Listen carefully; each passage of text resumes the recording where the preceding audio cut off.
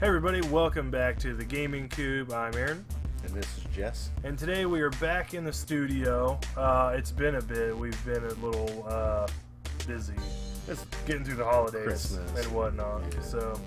But we are back, and we're going to try and get back on track for the lucky 3 of you that will find this video and watch it. We're going to be taking a look at Doom VFR today. Should be a good time. And I've been really pumped about trying this one out as a fan of Doom. The video we've already done on Doom. Yeah, you're definitely the Doom guy. I loved it. Doom guy, but just you are the Look guy. at me like Doom Marine guy? No, just like I can be Marine guy? Seriously? You think I'm that good? Sure, man. Not that good. Let's get this going.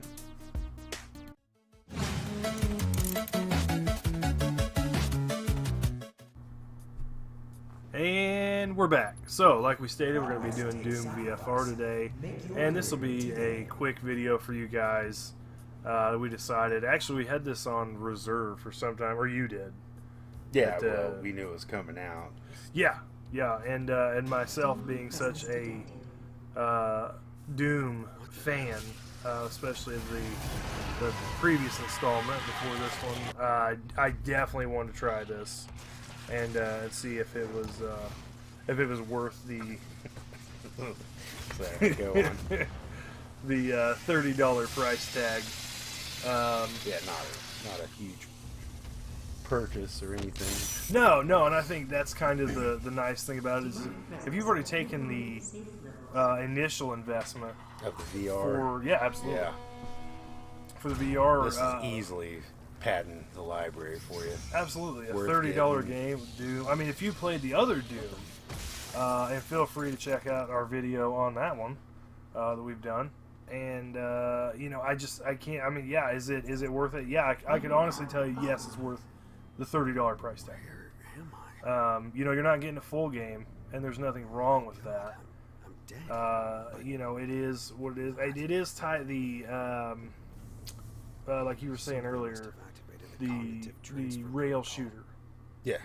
There's only one, as I was playing through, there's only one real drawback, I thought, to the game, and it is the rail type shooter. Your left analog stick has no function. It's one of the most mobile rail shooters. You could look at it that way. It is. It's a bit. I'm so used to the other version. It's just a little clunky for me. I'm not saying it's bad or anything like that. I do like the warp function, which does make a huge difference on how you can move around the levels and stuff. If you can master that, which we've spent very little time actually playing. I'd like to play it some more and really master it a little bit. It is a bit more challenging than the other Doom. Just playing, standard controller on which I've got it for Xbox, but that's really not the issue. So I think if you can master the control scheme, and I do like the aiming system. The aiming system was pretty fluid. Where you look is where your crosshairs go. Which, I mean, you almost have to do it that way in the VR setup. It would be incredibly difficult if you didn't. Graphics are, on par with the VR scheme. Actually, and I mean, watching the gameplay footage, you really don't see much of a difference. You do see a little bit of resolution loss in the headset. What about the 3D? The depth? Depth is great. Okay. Yeah. I really enjoyed that. That you never really get to see. That's the difference. If you're just watching the video of someone playing. You just exactly. And the other VR stuff we've done, the Star Wars one especially, we did that one a while back. That one is just the immersion in the game you get with the VR. It's one of those things right now, we haggle. You haggle with resolution, but you gain immersion. And I think it's, there's the weapon systems. Actually, there's a little bit of variation on the weapons than from the actual game, Doom installment, the traditional one. And so But I mean, a lot of it does remain the same. The control scheme's the same. Very similar, even playing it on PS4. Story-wise, is it its own entity? I mean, No, it pretty much falls in. The characters you see in this one are in the traditional installment. Was it 2016? I think so. When that one came out. Yeah, Doom. That makes it. I guess that simplifies it. The 2016 version. And I think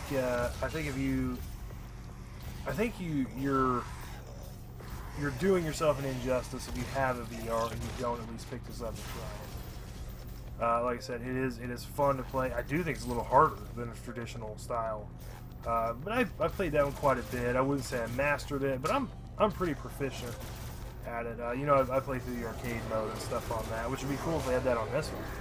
You just move through the arcade and rack up some massive scores and stuff. It's fun. It gives it a replay value.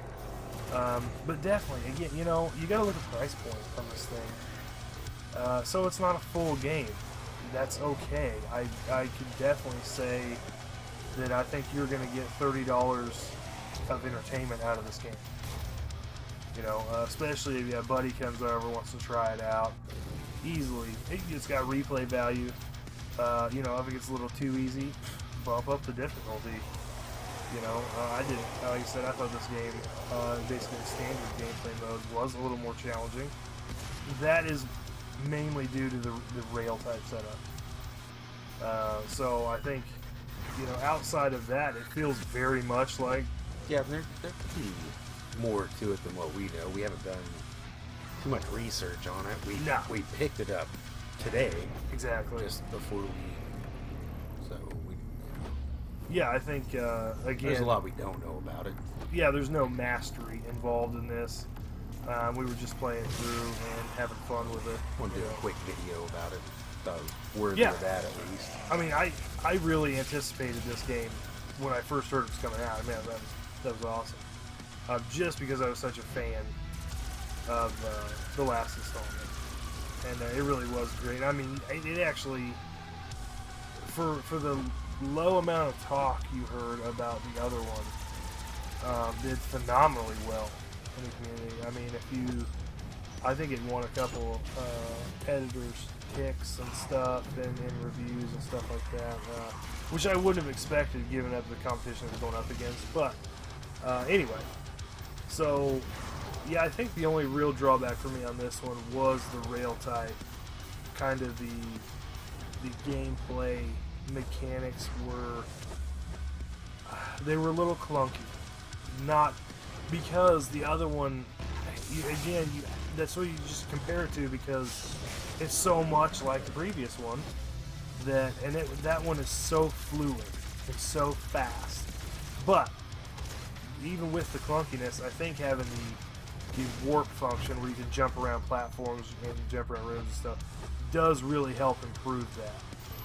It kind of gives you that speed like you would look for in the last one when you're running around doing everything.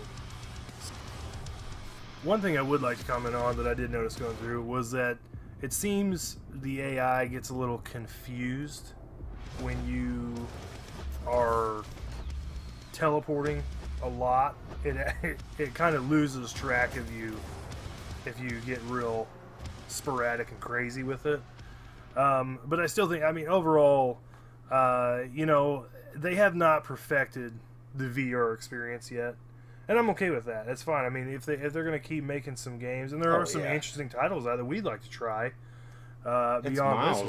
It's Miles from the Game Boy. Oh my gosh, Virtual Boy. Virtual Boy. That's oh what it my was. goodness, yeah, and even the full-on ones that only, you know, you get in the big ring in specific places at them, like some of the arcades and places like that I tried out back in the day, which is Man. oh my gosh, yes, love that one. So anyway, guys, I think that pretty much wraps it up for us.